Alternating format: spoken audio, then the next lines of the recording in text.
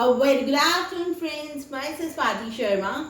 Today we are going to do the second part of the sacred story of ध्रुव. आज हम ध्रुव की story का second part करेंगे. तो जल्दी से रिकाउंट करते हैं ये स्टोरी शुरू कैसे होती है. देखिए, ध्रुव कौन थे. ध्रुव बेटे थे एक राजा के. उनके फादर का नाम था उत्तानपाद. उनकी दो रानियां थी उत्तानपाद की. उनकी बड़ी रानी का नाम था सुनीति और छोटी रानी का नाम था सुरुचि. ध्रुव जो थे उनकी बड़ी रानी के बेटे थे, सुनीति के बेटे थे.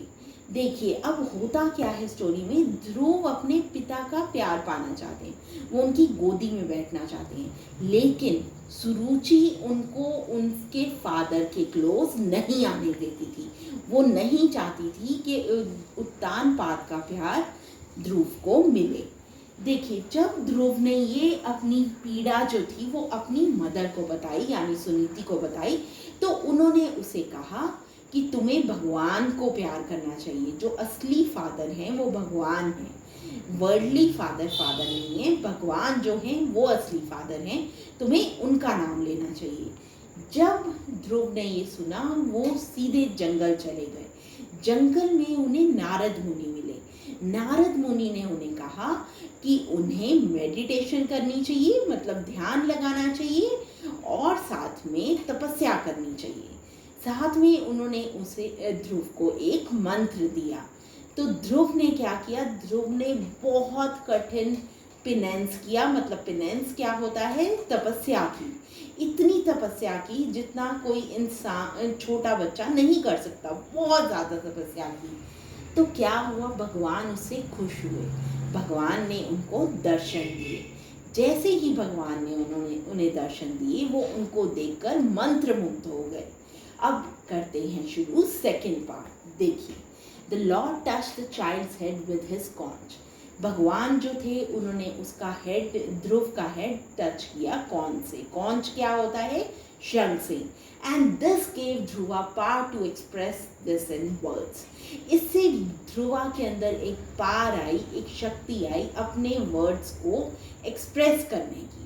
ही प्रेज द सुप्रीम लॉर्ड. उन्होंने क्या किया, सुप्रीम लॉर्ड को प्रेज किया, उनकी तारीफ की. The Lord shard love on the child. जो भगवान थे उन्होंने बच्चे के ऊपर अपना लव शार किया, प्यार शार किया.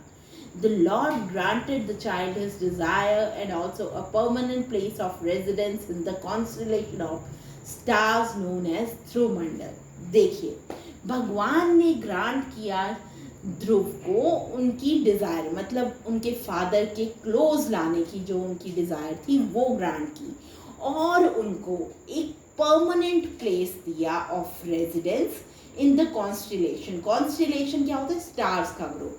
तो भगवान ने कहा तुम इस स्टार्स के कॉन्स्टिलेशन में सबसे ज़्यादा चमकोगे. तुम्हें कहा जाएगा ध्रुव तारा, और तुम्हारे इस मंडल को, कॉन्स्टिलेशन को क्या कहेंगे, इसको कहेंगे ध्रुव मंडल.